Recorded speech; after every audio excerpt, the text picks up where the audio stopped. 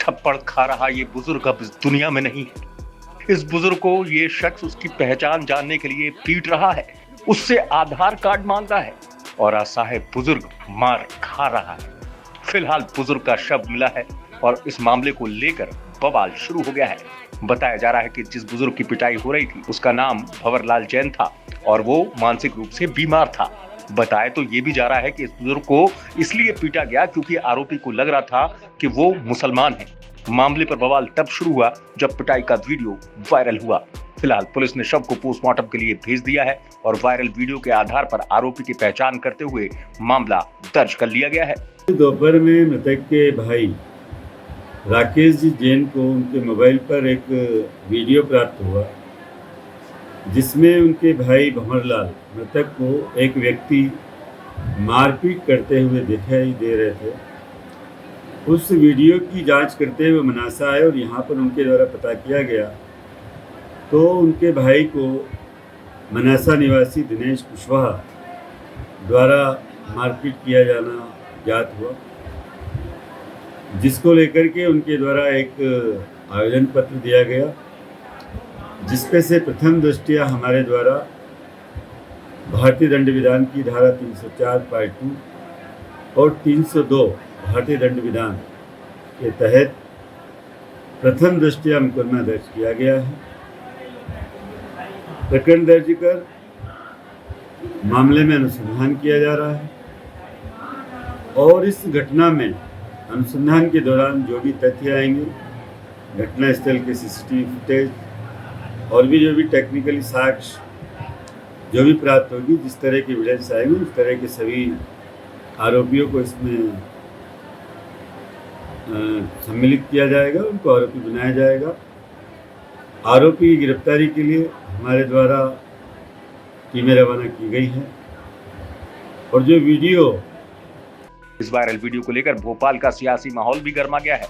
राज्य के गृह मंत्री नरोत्तम मिश्रा की माने तो मामले में आरोपी के खिलाफ केस दर्ज कर लिया गया है और उसके खिलाफ सख्त कार्रवाई की जाएगी।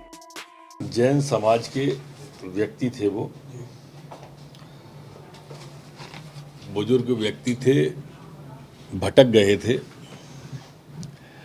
और भटकने के बाद में वो अपना परिचय वगैरह ठीक प्रकार से नहीं बोल पा रहे थे, शब्दों पे कुछ पे अटकते थे। वो घटना घटित हुई, चिन्हित व्यक्ति हो गया है और उस व्यक्ति पर 302 और 304 की धाराओं के अंदर दिनेश कुशवाहा पर प्रकरण रजिस्टर्ड हो गया है। उनके परिवार वालों ने ही ये जानकारी दी थी कि वो मंदबुद्धि थे और परिवार के लोगों से बातचीत निरंतर जारी है, वो संतुष्ट है। फिलहाल इस घटना पर सियासत भी शुरू हो गई है। कांग्रेस आरोप लगा रही है कि जिस शख्स ने बुजुर्ग की पिटाई की वो बीजेपी से जुड़ा है।